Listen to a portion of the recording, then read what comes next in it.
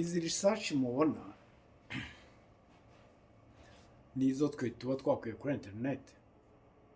Kubera ko muri iyi minsi biragoye cyane kuba hari icyo wakora utabanje gukora ubushakashatsi ngo urebe ko ibyo uri gukora nimba ari byo, mbese biragoye cyangwa se biratangaje kuba wakora ikintu muri iyi minsi ugikoze utazi icyo ari cyo n'impamvu ugiye kugikora.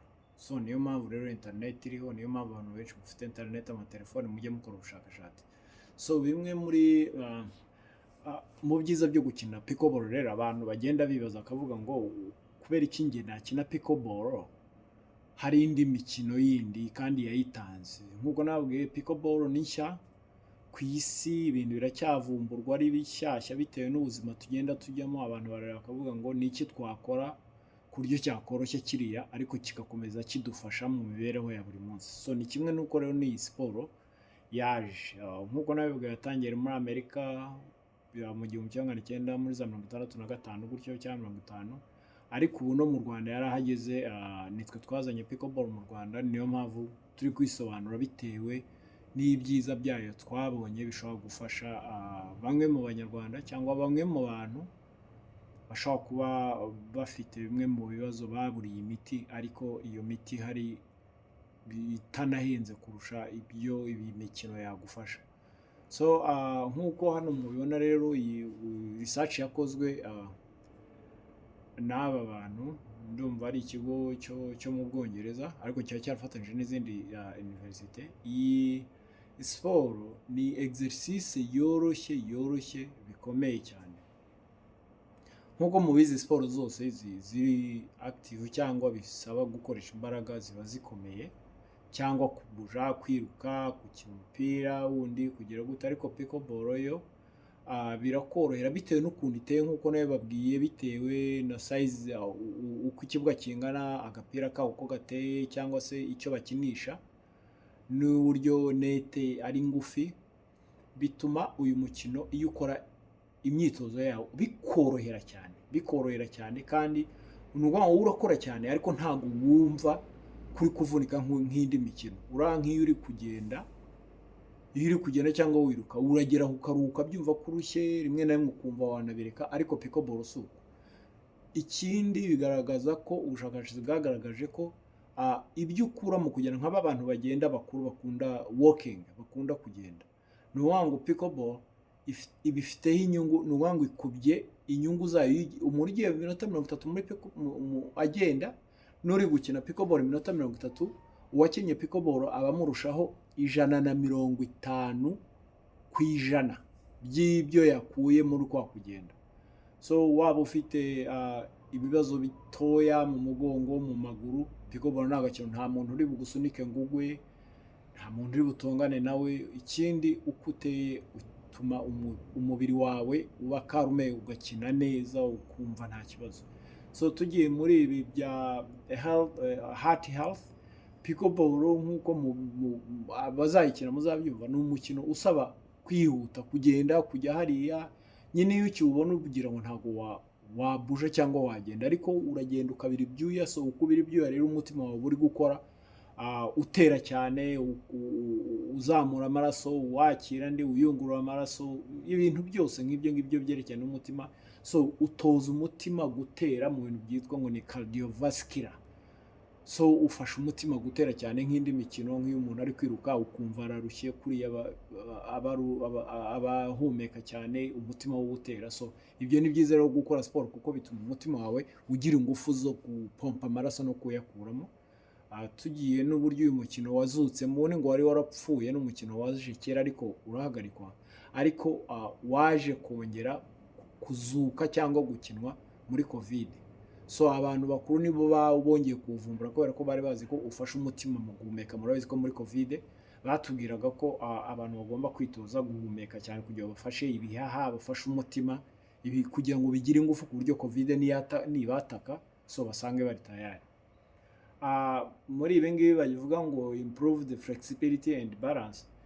Uyu mukino iyo uwukina, kubera ko uba ubuja, ikindi uba uri kucunganwa na flexibility. Abatumva si flexibility, ni nyine ni nk'uburinganire. Nka kuriya ushobora guhagarara ku kuguru kumwe ntugwe, iyo nyine ni ukuba flexible na balance no kubalansinga nyine ntube wagwa ni nk'igereranya kwa ariko ry'umubiri uriya hari abantu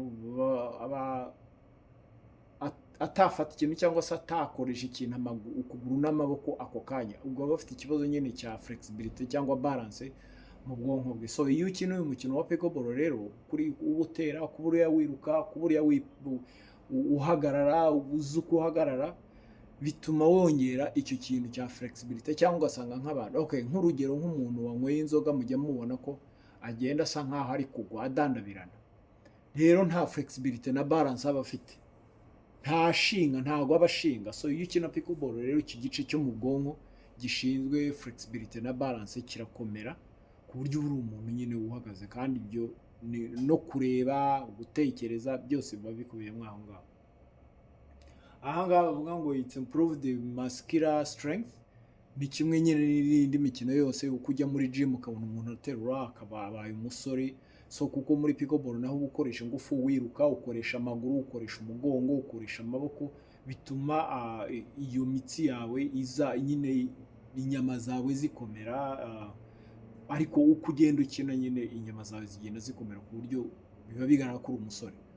So hariya hirya handitse ngo easy game to learn, fun for all ages. Nibyo navugaga ko uyu mukino mu mikino yose ibaho ku isi isaba nyine imbaraga n'ubwonko, uyu mukino ni uwa mbere ku isi woroshye kuwiga. Nk'uko nababwiye ndi coach uri certified n'ikigo bita PCI, Pickleball Coaching International cyo muri Canada. So ntoza abantu. Iyi rero uyu no mukino nabonye ko niwo mukino wonyine ukenera koca nk'inshuro ebyiri zonyine, izindi ugahita wijyana ukomeza kwijyana. So ni umukino woroshye cyane kuwiga. Ikindi nk'uko nabivuze imyaka yose kuva ku myaka 5 kugeza ku myaka 90, ariko bisaba ngo ukomeze ubukine. Low cost participate. So uyu mukino rero ugereranyije n'indi mikino ya racket sport, niyo wajya muri za tennis n'iki, ibyo bintu kubikina birahenze cyane, ibikoresho usanga bihenze, ibibuga bisanga bihenze, ariko pickleball si kumeze. Pickleball ahantu hose hari concrete cyangwa hari cement wayikiniraho, nuko ngo nuguca imirongo yayo gusa, urebe ukuntu imirongo iciye, then nawe ukayica ukaba washyira ikibuga. Ushobora no gushushanya hasi ukikina azalongaza ufite, mu gihe ufite net net ufite n'ibikoresho byo gukina wawukinira. Ariko se waba ufite racket n'agatenisi cyangwa ufite n'akantu ka ping pong n'agatenisi n'akapira ka ping pong ugapfa gukina, ntabwo wapfa gukina. Ikindi nk'uko hariya mubibona ngo ni amadolari ni amayero 30 pado, twege turi gushaka uburyo twazana pado zihendutse cyane ku buryo wenda buri munyarwanda wese ushaka gukina pickleball ari umutangizi ashobora kubona pado iri munsi byibuze y'ibihumbi 10. Kandi pado ntago ipfa, ntabwo ihita ipfa, ishobora no kumara n'umwaka bitewe n'uko wayikoresheje. Ariko turagira ngo uno mukino uhenduke, abanyarwanda bose bawukine kubera ko ufite akamaro cyane ku mubiri y'abantu no mu bana, focus mu bana.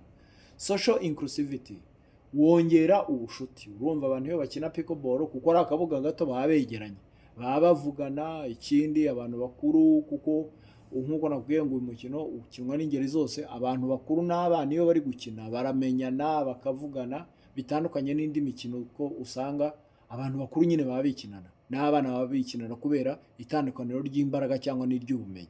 Ariko no mukino kuko abantu bose bawukina kandi baba basa nkaho bari ku rwego rumwe, ni mwiza. Memory development and reaction. Uno mukino nk'uko nababwiye ukoresha ubwonko cyane. So mu gihe rero ukina ugakoresha ubwonko, yego simvuze ko n'indi mikino idakoresha ubwonko nayo irabikinisha, ariko bitewe n'uko uyu mukino umeze wo ukoresha igice cy'ubwonko cyane. So uko ugikoresha rero nk'uko nababwiye ubwonko nabwo bukenera gym. Iyi niyo gym y'ubwonko. Nk'uko wumva ngo umuntu usoma ibitabo amenya ubwenge, umuntu ucuranga amenya ubwenge, abaza ubwenge. So uyu mukino wushyira muri ibyo bintu, nk'uko waba uri gusoma igitabo cyangwa wagira gute. So bituma memory yawe cyangwa se icyumba cy'ubwibukiro bwawe kizamuka. Ikindi bigatuma uri wa muntu ubucanye ku jisho, nuwango wumva ibintu mbere, ureba ibintu mbere, nyine icyo bita reaction y'ubwonko bwawe, icyo bita ngo how quick you can process information.